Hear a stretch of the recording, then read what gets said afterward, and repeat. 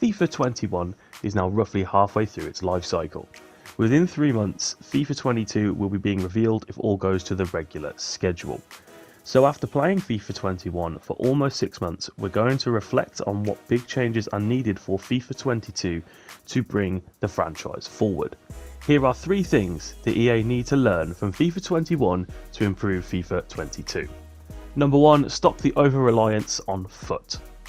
FUT got another makeover this year, more content, more challenges, stadium and atmosphere consumables, constant SBCs, content drops and players to pack. But poor RNG in packs and endless time sensitive content is actually damaging the player base. FUT is a money making machine, so don't expect that to slow down in FIFA 22.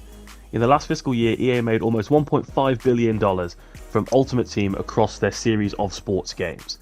So Ultimate Team is going nowhere. But I'm not asking for that.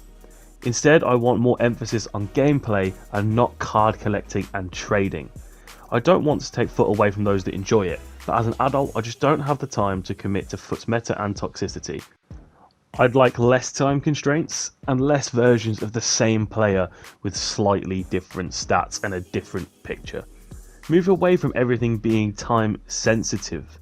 The weekend league, squad battles and SBCs are all too time consuming, and I want to be able to play FUT more leisurely and enjoy my time with the game. Number 2, a stronger focus on career mode. EA have drifted further and further away from career as Ultimate Team has expanded and become a massive cash cow. Career was previously the go-to mode and was always growing and innovating with new features and fresh ideas. Now, more than ever, it feels as though career is less important to EA than it ever should be. It seems as though almost all development time has been transferred to FUT and has left career neglected. There are countless things that could be added to career, in-depth stat pages of their performances, not just simple matches played and goals scored. More focus on making players and teams play more akin to their real life counterparts and making me feel like I'm managing the team beyond team selection and transfers. Football Manager have so many in-depth features for the manager that could slot nicely into FIFA, like more in-depth player stats. For example, you can see here that Harvey Elliott is out on loan in the Championship at Blackburn Rovers. We cannot see his stats for the Championship, even though he's our player on loan there. It's ridiculous that that still isn't a thing that has been fixed. And individual player chats that you can initiate yourself, I'd like to see career mode get these kind of small revamps in order to just add some more to the overall package of FIFA and make you feel more immersed as a manager in the day-to-day life of management. Number 3, move away from added modes like VOLTA and the Journey.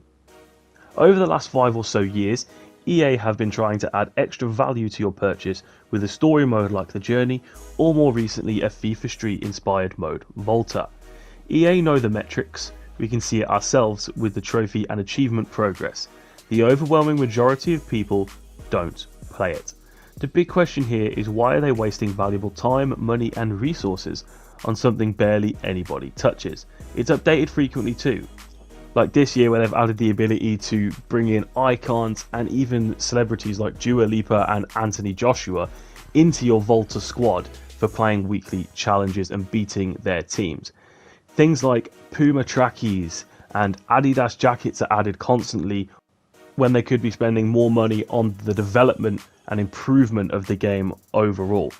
Use this development time to tweak the engine, balance the gameplay, add new features to modes that we actually play and love. I'm glad EA have tried these things in recent years, and I genuinely enjoyed the Journey quite a lot, but ultimately they haven't worked to draw in the player base. The developers' time is much better suited to improving career mode, FUT and even pro clubs, instead of something that the vast majority of the player base don't even touch. Thank you so much for watching, and do let me know if you think EA can learn anything else from FIFA 21 by leaving a comment down below. Do also like and subscribe if you want to see more FIFA content.